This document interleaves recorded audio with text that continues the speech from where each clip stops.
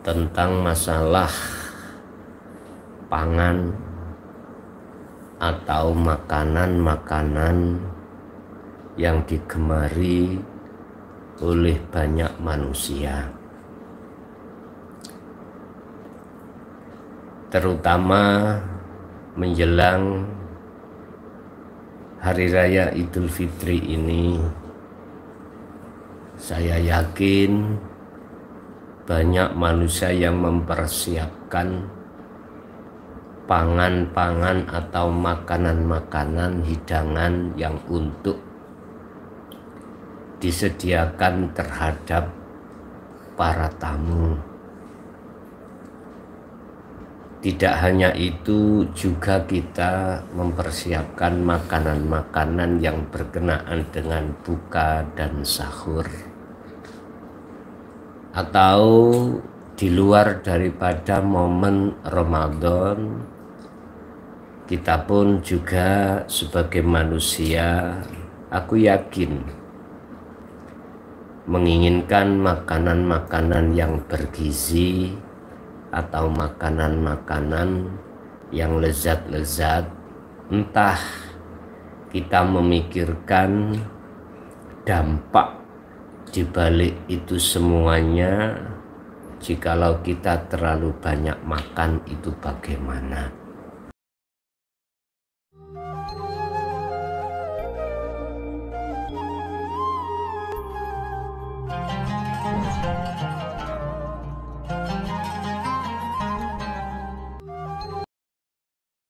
Mustafa Rasulillahi sallallahu alaihi wasallam wa ala alihi wa azwajihi wa dzurriyyatihi wa qarabatihi wa ahli baitihi wa ashabil kiram wa ila jami'il anbiya wal mursalin wal awliya wa syuhada wa salihin wa tabi'ina salihina ila yaumiddin, khususan ila jami' masayikhi ila muntahum wa ila abaina wa ummatina wa azdadina wa masyaikhina wa auladina wa azwajina wa dzurriyyatina wa ahli baitina, khususan jami'i man ta'allama fi hadil kitab wa ghairuhum syai'ulillahi lana wa lahumul fatihah.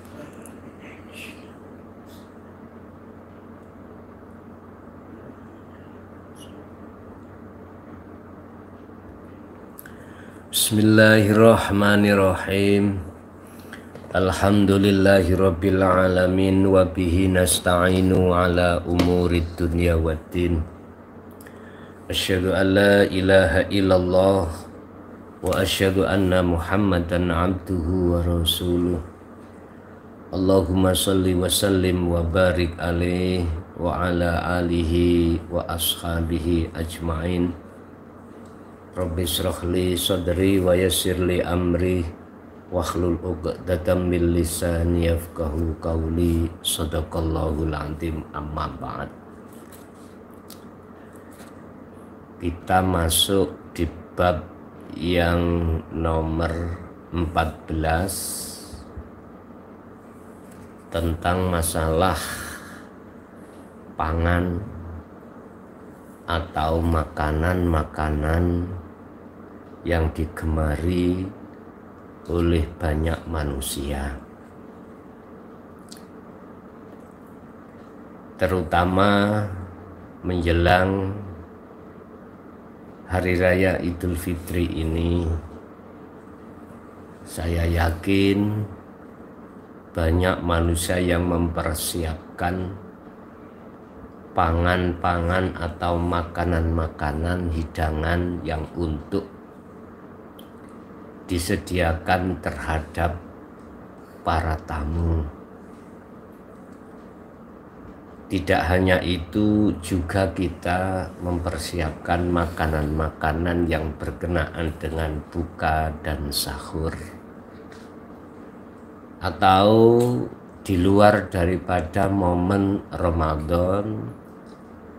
Kita pun juga sebagai manusia, aku yakin, menginginkan makanan-makanan yang bergizi atau makanan-makanan yang lezat-lezat, entah kita memikirkan dampak di balik itu semuanya.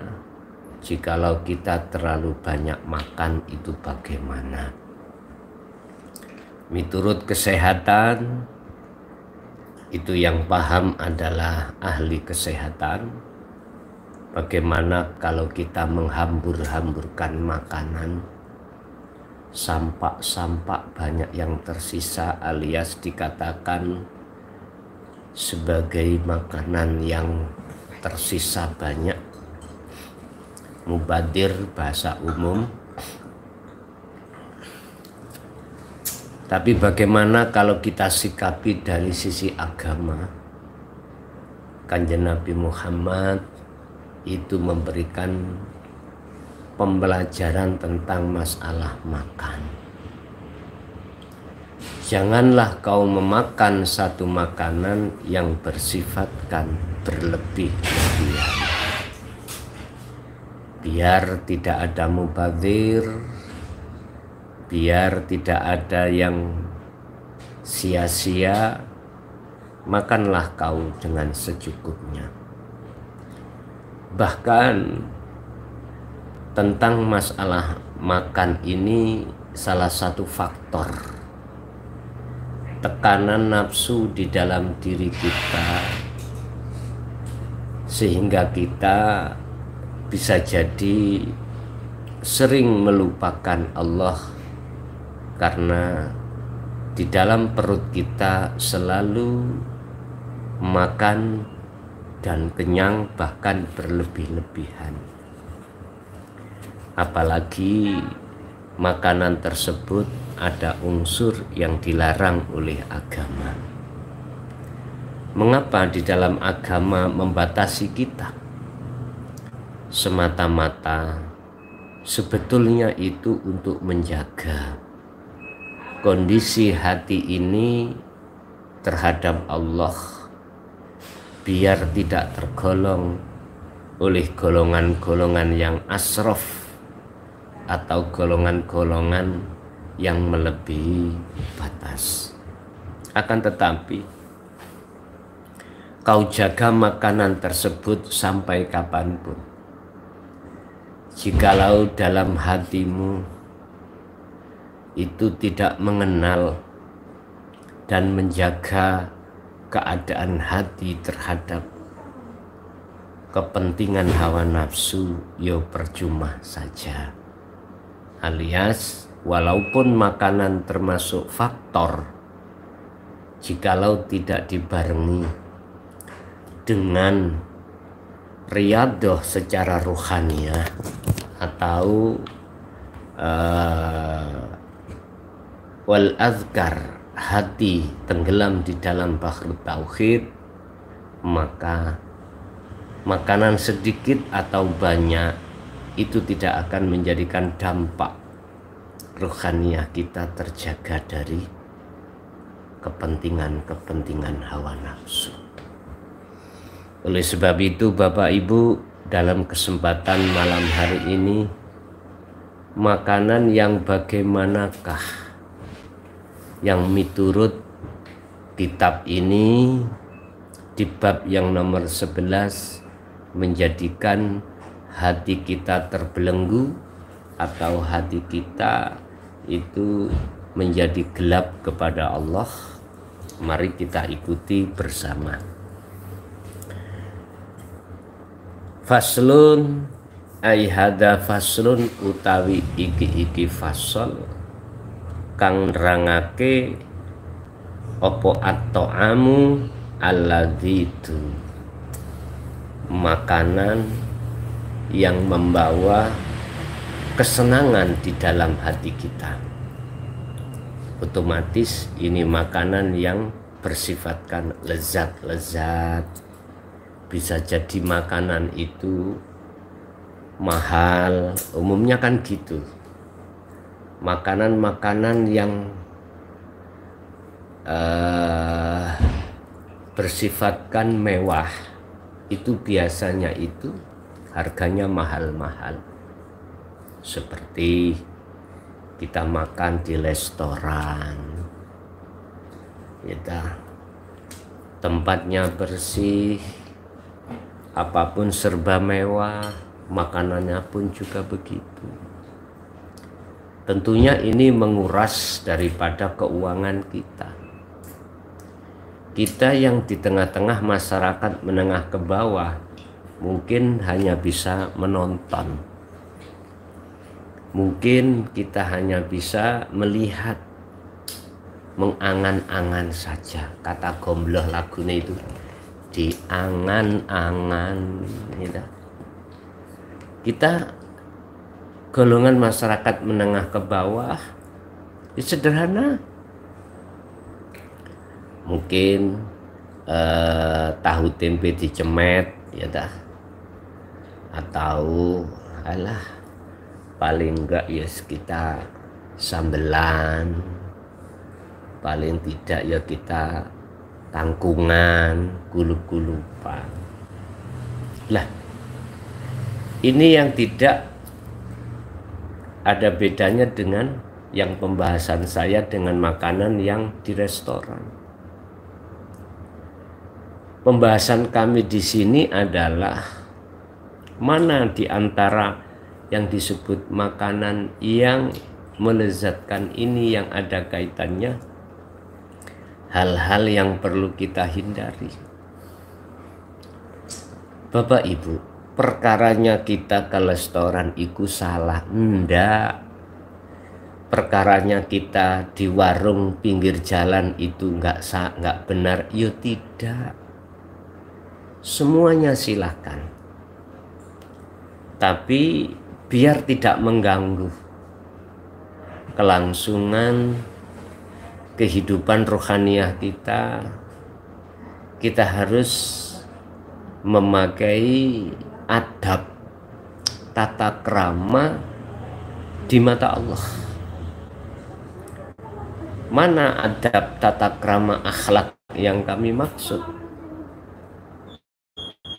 Ketika Anda masuk restoran, ketika Anda masuk warung-warung di pinggir jalan, yang terpenting hati kamu menempatkan dalam posisinya, sehingga di situ tidak ada indikasi sifat-sifat yang Allah cela, termasuk riya, termasuk ingin diwahkan orang. Lah, disinilah Pak yang perlu kami bahas dalam kesempatan malam hari ini tentang masalah makanan atau amu al-ladhidu, makanan yang disebut makanan mewah itu di situ. Bismillahirrahmanirrahim. Al-ashkhasu utawi kebanyakan masyarakat, rupane aladina wong akeh ya isuna kang gaya hidupi sapa ladina, gaya hidupi hayatun mutrifatan, hayatan kelawan kehidupan mutrifatan kang mewah-mewah. Ada gaya kehidupan kita itu sukanya makan yang mewah-mewah. Di situ kita tidak sadari ada dorongan nafsu dalam diri kita untuk masuk di dalam sifat yang Allah cela. Ingat, bukan persoalannya kita itu masuk pada restoran yang lek, itu nggak boleh, enggak, silahkan. Bukan perkaranya kita menikmati makanan yang mahal-mahal itu salah, tidak. Tapi harus punya etika apa yang telah kami sebutkan di atas tadi. Indah ikhtiyari ta'ami, ing dalam tatkalani milih daharan. Yajibu mongko wajib apa ayakuna yen to ana iku lazizan makanan yang bersifatkan lezat-lezat atau mewah-mewah, hatta laukana sehingga lamuno ono opo samnahu regane to'am iku bahidon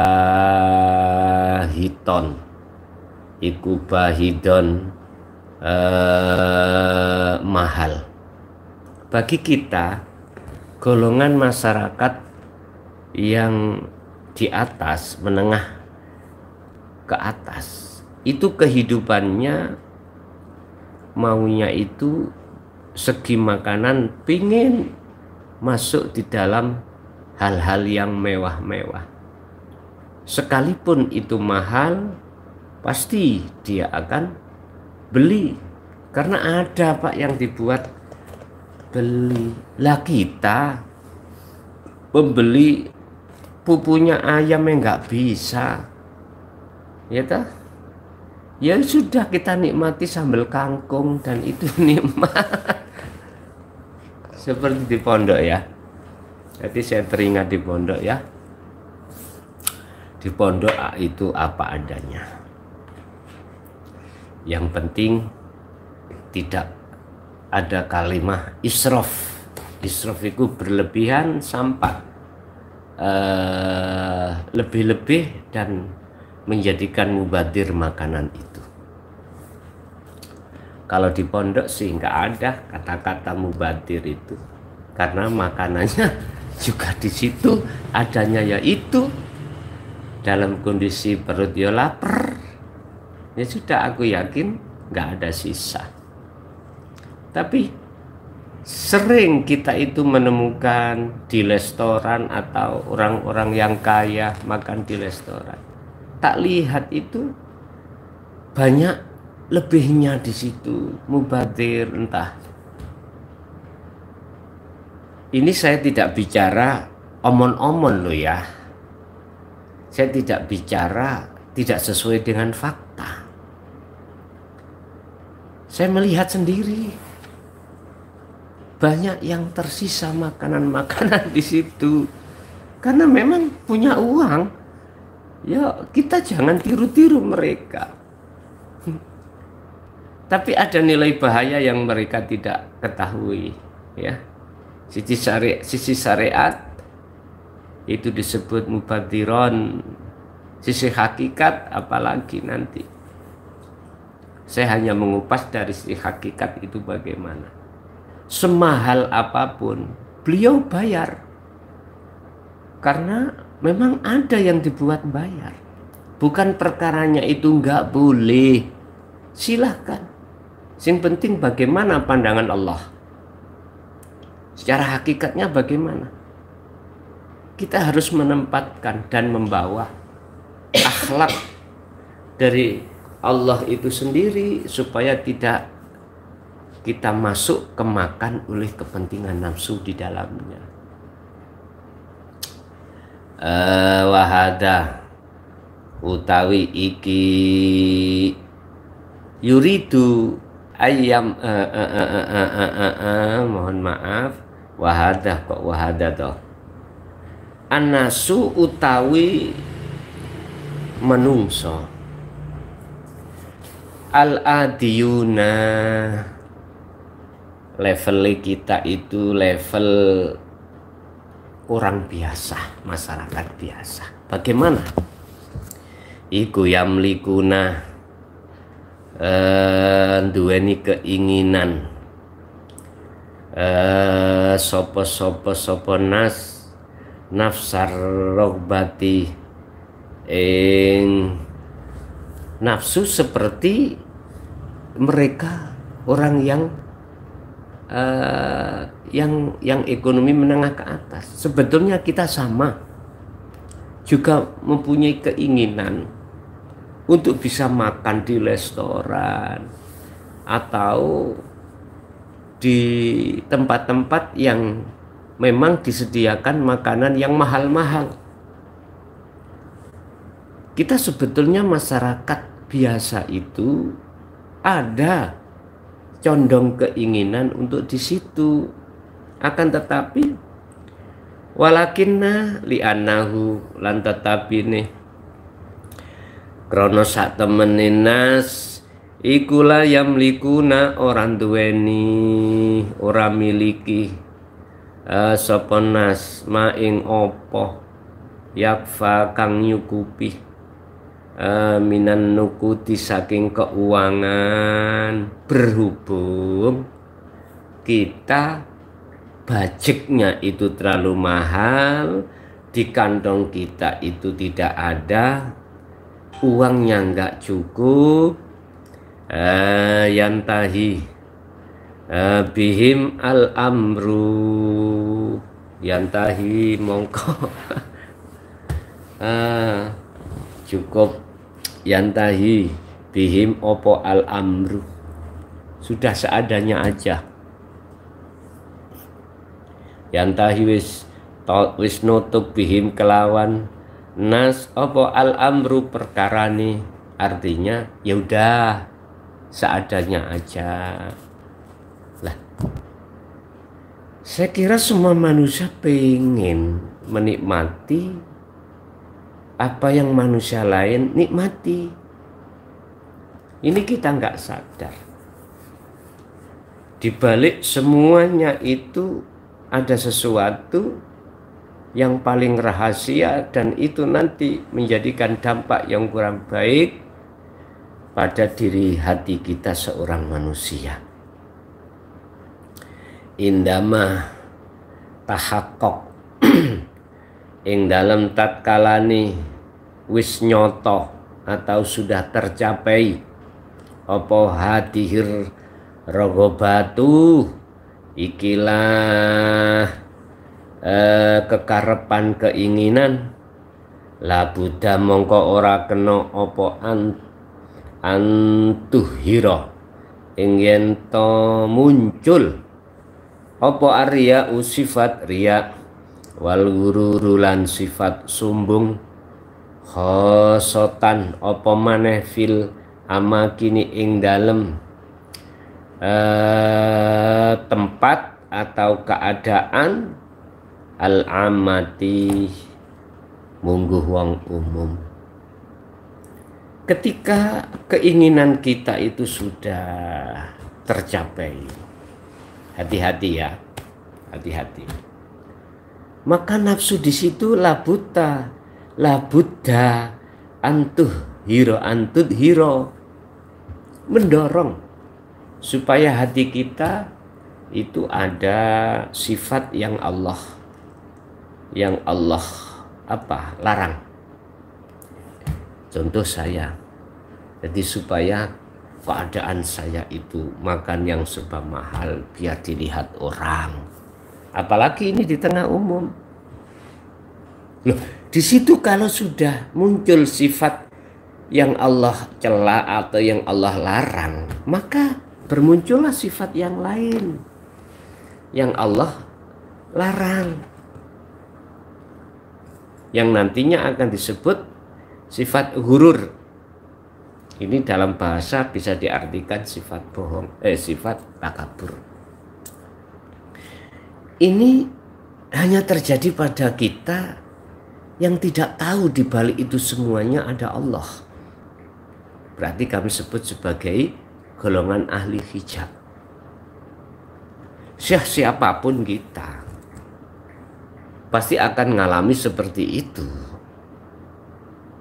Apalagi ini masa momen kita mau didatangi banyak tamu.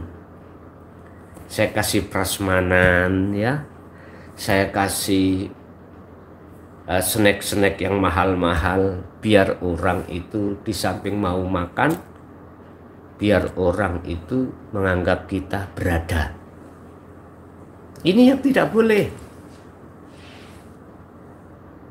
Dalam hati kita ada dorongan sifat yang ditimbulkan dari nafsu diri kita yang dicela Allah. Inilah yang tidak boleh. Bukan perkaranya kita menyediakan makanan untuk para tamu, itu dilarang. Enggak. Bahkan ini sunnah. Dan baik sekali. Cuman kita koreksi dalam hati. Yang Allah larang itu, di situ ada dalam hati kita yang orang lain tidak tahu kalau kita itu ada sifat riya. Supaya orang lain melihat kita orang yang punya. Kita bikin acara yang serba lek. Dalam acara apapun. Panggungnya lek. Terus mejanya juga kalau tidak bagus nggak mau. Podiumnya juga begitu. Makanannya apalagi. Bukan perkaranya itu dilarang. Boleh. Sepanjang hati kamu jangan terselip yang namanya sifat yang ditimbulkan oleh nafsu dalam diri kita, yaitu ar-riya'u. Ini yang Allah larang. Bukan fisiknya yang Allah larang. Cuman kebanyakan ahli hijab, sebab musabab timbulnya sifat yang seperti itu dari perbuatan jasmaniah kita. Ingat, sebetulnya apa perbuatan jasmaniah kita? Iku nata ijo su'il ahwal fi qalbin raghibin. Pancaran daripada hati kita. Al-hijab gitu. Apa yang di mata Allah perbuatan fisik itu jelek, itu disebabkan karena sumber yang muncul dalam hati kita jelek di mata Allah. Itu tadi.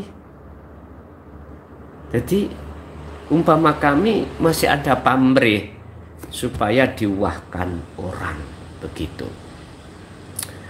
Qala ta'ala, qala dawuh sapa Allah Ta'ala fi suratil Al-Isra.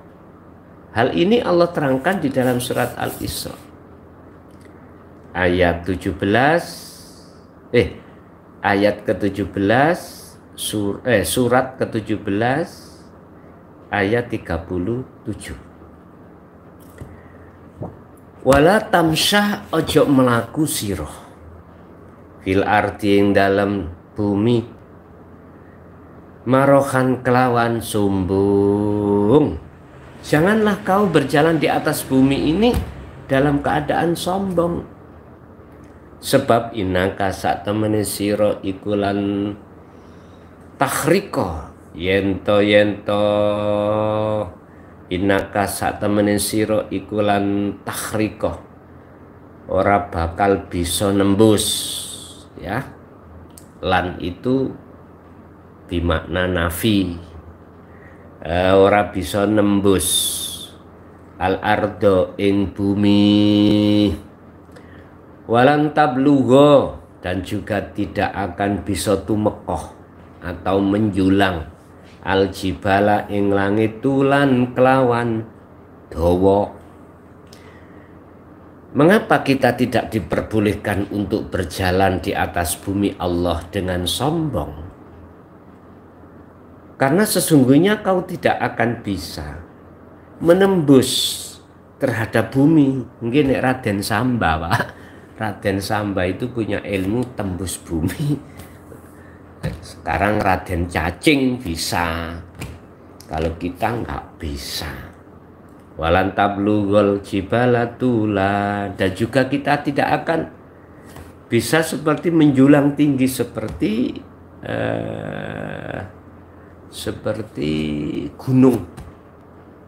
Apa maknanya semuanya ini? Gini, Pak. Mana yang dikatakan kita itu berjalan di atas bumi dengan gaya kita, gaya sombong? Ketika kita ada di bumi, berarti di masa kita di dunia, hati kita nggak sadar, nggak ada kesadaran bahwasannya segala apapun yang terjadi pada diri kita, kita nggak sadar kalau semua itu bersumber dari Allah. Wallahu khalaqakum wa ma ta'malun. benar kita, yang menciptakan kita adalah Allah. Wa ma ta'malun, segala apa yang timbul dan muncul dalam diri kita itu dari Allah. Kita nggak sadar. Mengapa kita nggak sadar? Karena justru apa yang muncul dan timbul dalam diri kita seperti tadi ya, kita menyediakan makanan yang serbalak. Nggak bisa, hati kita dibalik itu semuanya sumbernya dari Allah. Justru malah dalam hati kita akan ada rasa pengakuan diri kalau kita yang mampu untuk mengeluarkan dan menyiapkan segala hal apapun makanan untuk mereka. Inilah karakter, ciri-ciri ahli hijab. Dan ini sangat bahaya dalam kelangsungan ruhaniyah ahli hijab. Dan ini tidak akan membahayakan bagi panjenengan yang masuk di golongan ahli syuhud. Justru ahli syuhud itu Pak ya, ketika saat beliau itu diberikan Allah satu kemewahan, tidak untuk dirinya, bahkan beliau tasarufkan untuk yang lain. Ya, ini nggak akan bahaya. Karena apa? Karena beliau hatinya sadar ini bersumber dari mana. Ingat, kulul makhluqat, utawi semua saben-saben apa yang terjadi terhadap makhluk, iku khafiyun, di baliknya ada sesuatu yang rahasia. Ini sering saya katakan, siapa di balik layar atas kejadian yang terjadi pada diri kita. Ini ahli syuhud selalu mengkoreksi, selalu masuk di dalamnya itu Pak. Dan itu bisa beliau masuk di situ karena punya akses. Aksesnya adalah dzikir sirul asrar itu.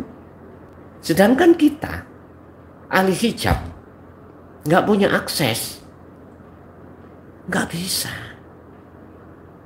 Kalau di dalam hati kita ada satu kesadaran, semua itu sumber munculnya dari Allah, nggak bisa. Kasiron ma yukhaziruna sopo Allahu Gusti Allah. Kasiron akeh ma ing opo yukhaziruna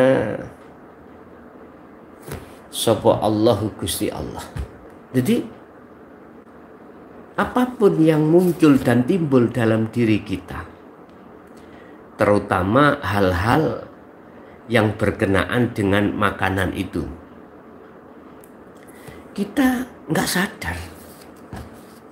Kita nggak sadar. Sehingga Allah mengatakan ma yukhadziruna sapa Allahu Allah.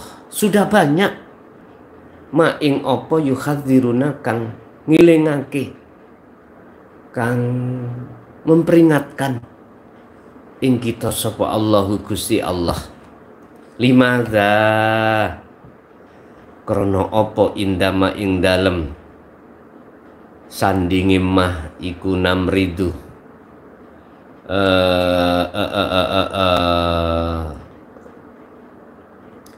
apa namridu iku namridu sakit sapa ingsun yakunu apa tok mut'ami rasane panganan iku karihan, terasa nggak enak.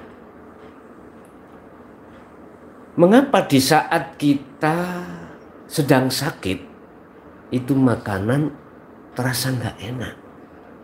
Coba harus kita pikir. Dan ini ada maksud Allah yang banyak manusia tidak mengerti. Apa dibalik itu semuanya? Padahal makanannya itu enak, dirasakan oleh orang lain enak. Jawabannya cuma satu. Karena kita masih ada penyakitnya. Sama. dengan hati kita. Kalau hati kita masih banyak penyakit, jangan harap akan bisa menikmati kehidupan dunia ini dengan tatmainul qulub.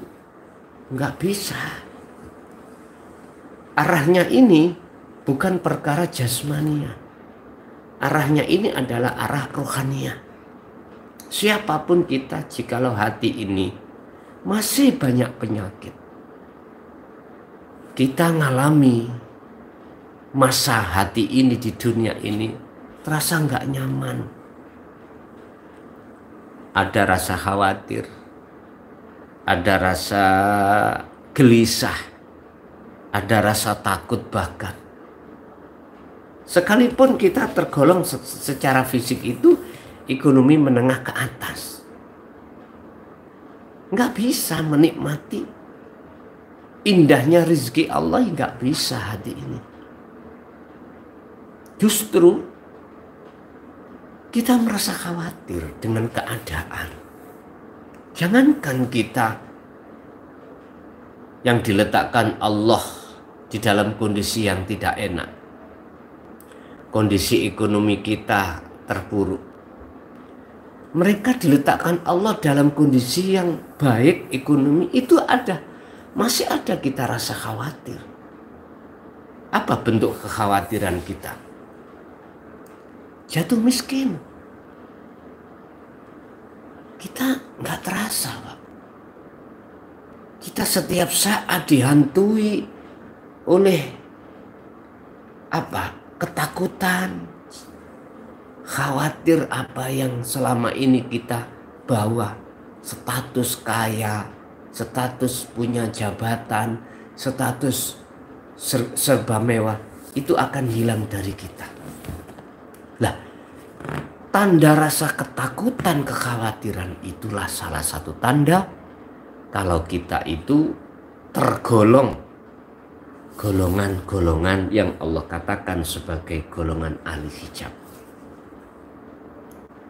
Bapak Ibu hadirin jamaah rahimakumullah. Oleh sebab itu, untuk kita mensiasati biar kehidupan kita di dunia ini hanya sementara, biar tidak menjadi orang-orang yang merugi, adalah sering saya katakan, lekaslah, kenalilah siapa di balik diri kita semuanya itu. Temui dia, kenali dia.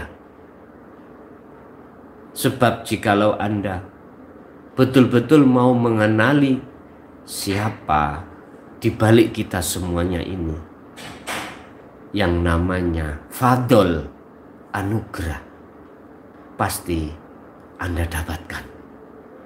Yang kumaksud fadl di sini, anugerah di sini adalah khusus anugerah yang berkenaan dengan ruhaniyah. Seperti halnya Allah sampaikan di dalam surat At-Tolak ayat 2 dan ayat 3. Di dalam dua ayat ini tergantung kita mengartikan dari sisi mana. Kalau kita mengartikan dari sisi syariah, otomatis di situ adalah anugerah yang bersifatkan duniawiyah. Wa may yattaqillaha yaj'al lahu makhrajan wa yarzuqhu min haitsu la yahtasib. Barang siapa yang betul-betul memegang teguh namanya takwa, Allah pasti membuka persoalan yang berkenaan dengan apapun itu dengan mudah. Dan Allah akan memberikan rezeki yang kita tidak sangka-sangka datangnya. Ayat ini Bapak Ibu, kalau kita tarik dari sisi kacamata syariat, itulah hal-hal yang berkenaan dengan persoalan masalah duniawiyah kita. Takwa yang dimaksud di situ adalah secara jasmani kita meninggalkan larangan dan menjalankan perintah. Berarti dalam kurung kita taat secara hukum syariah karena jasmaniah. Tapi ayat ini jikalau kita tarik dari sisi hakikat berarti anugerah, pemberian Allah secara ruhaniah. Apa? Jikalau betul-betul kau memegang takwa ruhaniahmu itu. Takwa adalah ilmu, amal, istiqomah. Ilmu yang dimaksud adalah ilmu yang menghantarkan hatimu dalam sebuah kefahaman untuk mengesahkan Allah, untuk mengesahkan Tuhan pada diri kita semuanya masing-masing. Sehingga di situ ada larangan dan perintah. Apa larangannya? Larangannya kita tidak diperbolehkan untuk mempertuhankan yang bukan Tuhan. Itu larangan. Apa perintahnya? Ani'budullaha, mengesahkan hanya kepadanya. Siapapun Anda jikalau betul-betul hati terus duduk di sini, segala hal bentuk aktivitas apa yang terjadi, hatimu ada koneksi, ada sambungan, ada frekuensi langsung kepada Tuhanmu, yang Tuhanmu itu ada di dalam dirimu masing-masing, maka Allah akan mempermudah perjalananmu dalam rangka mendekat, mengenal, dan bertemu Tuhan itu sendiri. Di dalam ayat yang nomor 3, Allah katakan, wa may yatawakkal 'alallah fahuwa hasbuhu. Barang siapa yang betul-betul menyerahkan semuanya terhadap Tuhannya, fahuwa hasbuhu, Allah akan menyukupinya. Artinya dalam perilaku apapun, hati kita tidak boleh merasa kita yang melakukan. Itulah namanya takwa. Itulah namanya tawakal. Menyerahkan diri kepada Tuhan. Sehingga tanda kalau tawakal itu betul-betul sudah terjadi, dalam hati Anda tidak ada rasa kalau kita makhluk yang bisa melakukan. Justru dalam hati kita selalu merasa hidup dalam diri kita inilah sebagai sang aktor atau sang yang berperan. Oleh karena itu, Bapak Ibu hadirin jamaah rahimakumullah, lewat kesempatan malam hari ini sengaja kami mengulang dan terus mengulang, mengingatkan selalu dan mengingatkan terkait masalah pentingnya hati kita untuk mengenalkan, untuk mengenal dan bertemu terhadap sang hidup di dalam diri kita.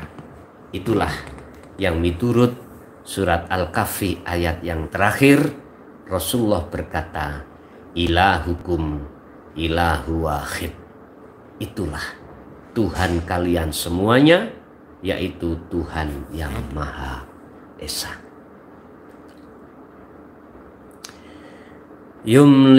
Yumkinuka opo anta ta'allama mimma yaknihi kullu dhalik. Opo anta ta'allama, pelajaran di atas tadi, anta ta'allama yentoh bisa ngalap pelajaran mimma yaknihi kulla dhalik. Saben-saben makalah di atas yang bisa kita ambil sebagai pelajaran itu semuanya bagaimana? Itu saya kembalikan kepada pribadi Anda masing-masing. Syai'un utawi swiji-wiji wahidun kang esa, wahidun kang tunggal, sayun utawi suci-wici wahidun kang siji ku yajibu wajib apa annatadzakarahu ing yento iling kita hu ing sek wa utawi sek iku al mautu mati. Apa pelajaran yang di depan tadi yang bisa kita ambil sebagai pengingat kita? Apa itu? Itulah yang disebut sebagai al-mautu, kematian. Hanya orang-orang yang hatinya itu sudah condong terhadap siapa sebenarnya di balik layar kita ini. Itulah mereka yang pasti akan memikirkan sisa hidupnya. Yang memikirkan hari-hari Allah, yaitu hari kematian. Sedangkan kita ahli hijab, nggak mungkin lah Pak. Nggak mungkin akan teringat dalam bentuk kematian kapan suatu waktu itu akan terjadi. Apalagi kita masih di dalam keadaan posisi yang nggak mungkin akan mati. Contoh, awak sehat, bisnis lagi jaya, pokoknya diletakkan hal-hal yang enak. Itu kemungkinan kecil, Pak. Kita sebagai ahli hijab akan ingat kepada kematian tatkala kita posisinya dalam keadaan urgen, sakit, ras sembuh-sembuh. Terus kita dalam posisi situasi di atas kapal terbang kita itu mengalami satu kerusakan mesin. Di situ mulai kita teringat. Atau di tengah-tengah kapal laut, ombaknya tinggi, badai menerjang, kapal yang kita tumpangi mau tenggelam, mulai ingat. Tapi coba, nanti kalau sudah kita aman dari situasi urgen, bagaimana? Lupa lagi. Itulah kita manusia jikalau digolongkan Allah di dalam golongan ahli hijab. Tapi ahli syuhud beda banget Pak. Justru kematian itu yang beliau nanti-nanti. Sebab sebelum kematian secara syar'i, dia sudah mematikan secara hakiki.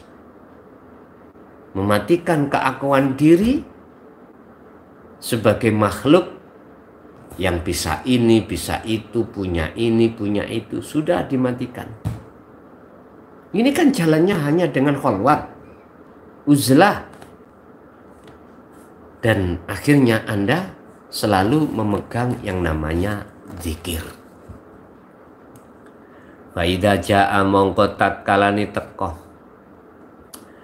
apa dalika mengkunu mati, wajaba mongko wajib apa tarku kulima, ninggal saben-saben perkara ya ta'allaku kang berhubungan kang gumantung apa ma bi ghairillahi kelawan sakliyane Allah. Bapak Ibu, ketika hari-hari Allah yang kami sebut sebagai hari kematian itu datang, maka wajib terpisahnya diri kita dengan hal-hal yang berhubungan dengan selain Allah.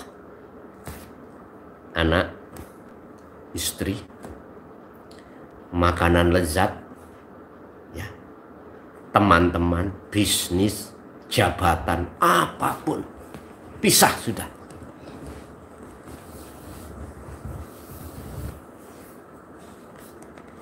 Ini yang golongan kita ahli hijab tidak kita pikirkan. Padahal dia meyakini hal itu pasti akan terjadi suatu saat. Tapi mengapa kita lupa? Sehingga hati kita sembrono, atau apa ya bahasa Indonesia sembrono itu, nggak waspada terhadap hari-hari Allah itu. Sehingga perbuatan hati kita seenaknya, apa yang tidak boleh kita hai sebagai manusia, yaitu sifat-sifatnya Allah, kita rampas.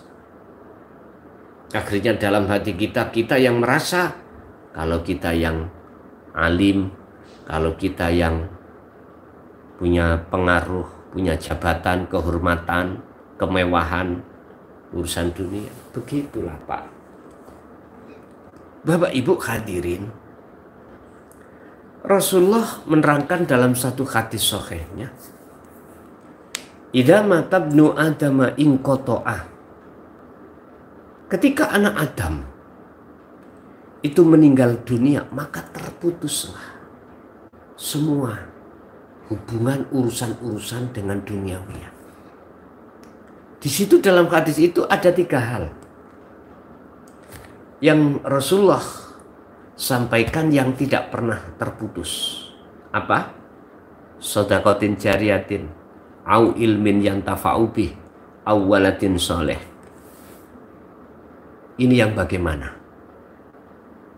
Sedekah jariyah yang bagaimana? Ini yang harus kita pahami. Dan sedekah yang bagaimana yang diterima Allah sebagai sedekah yang betul-betul makbulah. Jujur Pak, ini jarang disentuh di tengah-tengah pengajian kita secara syariah tentang sedekah jariyah.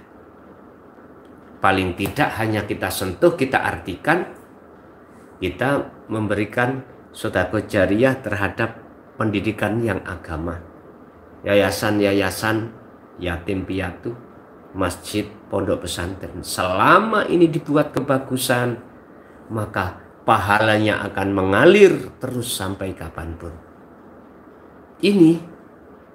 Hanya ini keterangan, kefahaman yang kita dapatkan.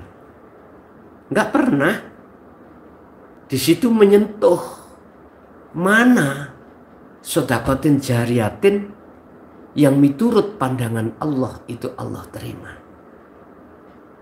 Bapak Ibu hadirin, izinkanlah kami akan menyentil sedikit, biar Anda ketika bersedekah jariyah dengan kau atasnamakan dirimu sendiri atau orang tuamu atau orang lain, biar betul-betul indallah, di mata Allah iku makbulan. Apa? Harus bebas hatimu dari unsur-unsur sifat yang Allah celah. Riya. Pokoknya jangan keluar dari lillahi ta'ala. Dikatakan lillahi ta'ala itu hatimu nggak merasa kalau kau yang melakukan. Justru dalam hatimu merasa akunya Allah. Sumbernya terjadinya sedekah jariyah itu. Ini yang selama ini dalam majelis-majelis taklim yang tidak dikupas. Karena memang levelnya kita itu di syariat, sehingga nggak mungkin akan dijelaskan seperti itu. Akses untuk menjelaskan ke arah situ nggak ada. Mohon maaf. Mungkin bisa dilihat di dalam surat Al-Maidah ayat 27. Allah berkata, innama yataqabbalullahu minal muttaqin. Ibadah apapun yang hanya Allah terima adalah ibadah yang bersumber dari hati manusia yang bertakwa. Yang bertakwa itu adalah masuk di dalam lillahi ta'ala. Tidak karena surga, tidak karena pahala, hanya karena Allah. Yang disebut karena Allah adalah tandanya dalam hati Anda hanya iman yang muncul sumbernya datangnya dari Allah, bukan dari kita sebagai makhluk. Terima gak terima, gak ada masalah buat saya. Bon. Oleh karena itu, apalah artinya kita saat di dunia secara fisik Allah berikan kemewahan segala hal apapun. Urusan anak, urusan istri, semewah apapun suami, urusan sandang, pangan, papan, hal itu tidak akan bernilai apa-apa di mata Allah bila mana hatimu tidak memegang takwa secara hakikat. Apalah arti sebuah sholat, zakat, puasa, haji, baca Quran, alim ilmu kitab, dan lain sebagainya, jikalau di situ hati kita di mata Allah masih kotor. Maksud saya, aku bukan berarti benci terhadap mereka yang berpotensi di dalamnya itu, enggak. Tapi tolong, sekali lagi tolong, pikirkanlah kelangsungan hidup kejiwaanmu di mata Allah. Ingat Al-Qasas 77. Allah katakan, wabtaghi fima atakallah darul akhirah. Raihlah apa yang Allah anugerahkan terhadap diri Anda. Anugerah di sini disebut sebagai darul akhirah, adalah hubungan rohaniahmu langsung pada Allah. Secara syar'i ini disebut sebagai akhirat, kebutuhan alam akhirat. Mungkin kami jenengan anggap ngecemes, boten apa-apa, boten apa-apa. Tapi ketahuilah, tugas aku hanyalah memberikan kabar baik dan memperingatkan terhadap mereka yang mungkin belum bisa menerima. Boten masalah. Ingat satu hal yang Allah katakan dalam makalah ini. Setelah yang namanya kematian itu datang, tuba bejo banget,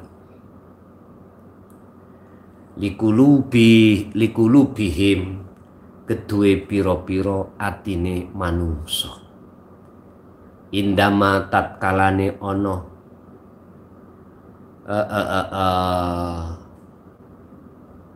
indama tatkalane ono opoyat ruku wis ninggalke sapa ladina hadihi dunya, ati ninggalke sangka dene sakliyane Allah, yaitu ikilah dunya.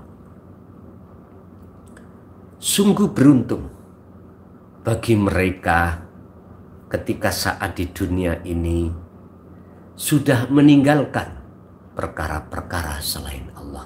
Itulah yang kami sebut sebagai ahli suhud. Wailun, celakalah, li arwahihim kedua piro-piro rohe manungso manusia, ilam yakunu lamuno yento ora ono sopo nas iku kod taroku temen-temen durung ninggalno sopo nas adunya ing dunya. Mohon maaf, sungguh sengsaralah bagi kita, ruhaniah kita, ketika hal itu terjadi, yaitu kematian, sementara hati kita belum bisa meninggalkan selain Allah. Wahada ma audohahu, dan ini Allah jelaskan fi surati Zumar, di di dalam surat Az-Zumar. Surat yang ke-39 ayat 54. Wa anibu lan do baliya sira kabeh menungso. Maksudnya hatinya lekas kembalilah. Kepada siapa? Ila rabbikum, terhadap Tuhanmu semuanya. Ila rabbikum maring pangeran sira kabeh. Wa aslimu lan pasrao sira kabeh lahu maring Rob min qabli ayatiakum kang sadurunge, min qabli saking sadurunge yen to nekani kum ing sira kabeh apa al azabu siksa. Kembalilah kau pada Tuhanmu dan berpasrah dirilah kau pada Tuhanmu sebelum datangnya satu kematian. Mohon maaf,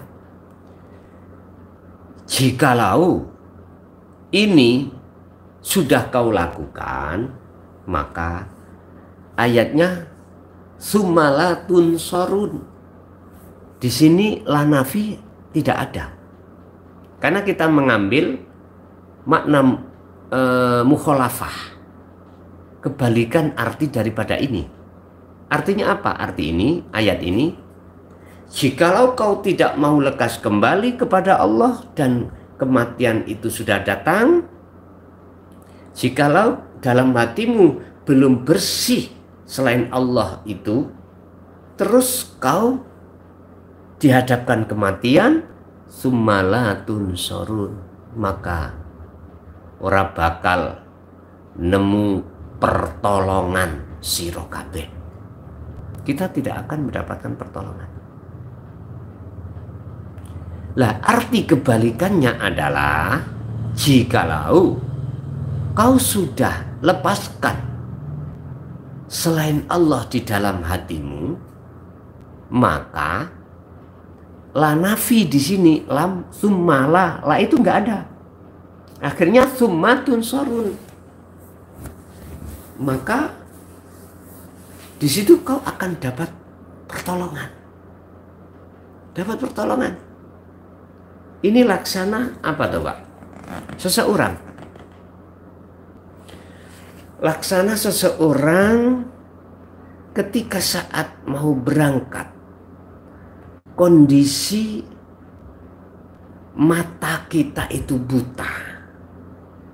Tidak ada cahaya, ya, tidak ada sang penolong. Terus kita dipaksa untuk berangkat menuju satu tujuan. Hukumnya mohal, kita akan bisa sampai tujuan. Beda yang dapat pertolongan. Kita matanya tidak buta, cahayanya juga terang, dan di situ ada sang penunjuk jalan sekalian, pasti bisa sampai tujuan. Maka orang-orang yang meninggalkan dunia ini ada dua golongan, Pak. Pertama, golongan yang tidak bisa sampai pada Tuhannya. Yang kedua, ada golongan yang bisa sampai pada Tuhannya. Dan itu bisa ditandai ketika saat di dunia, bagaimana potret hati kita. Hanya itu, Pak. Bapak Ibu hadirin rahimakumullah.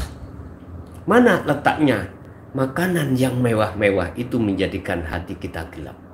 Muncul hati sifat riya takabur.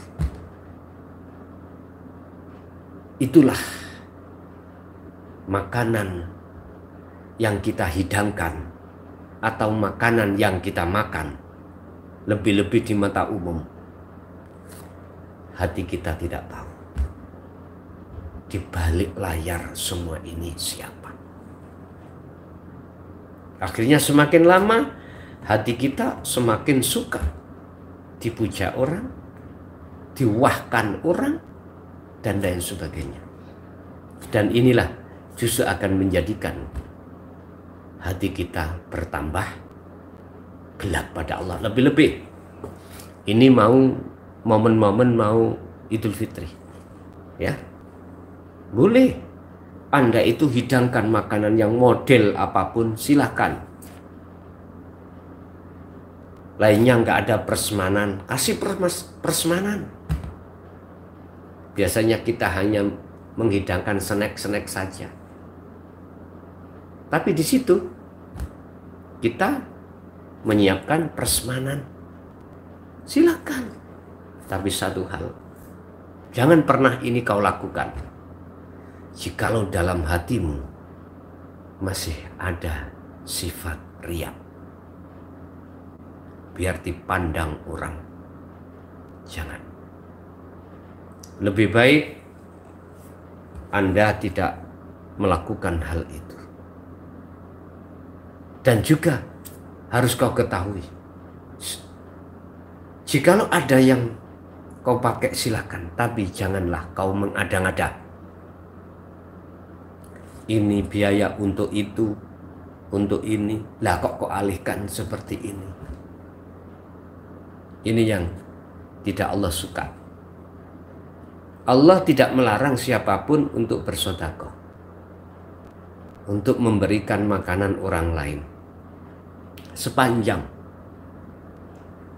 Anda tidak mengorbankan dari yang lain.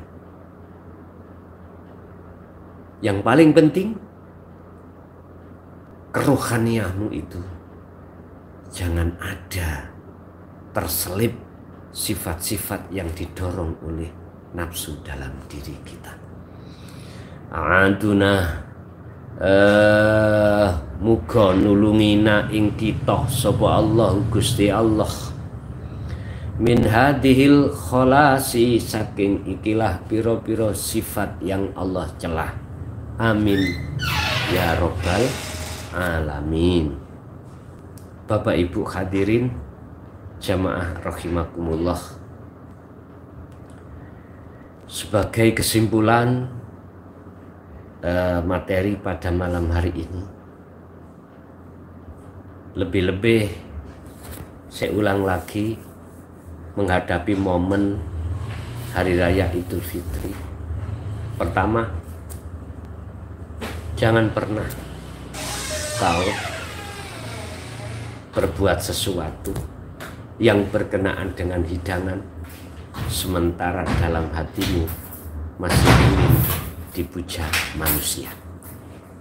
Jangan. Itu udah, lepaskan.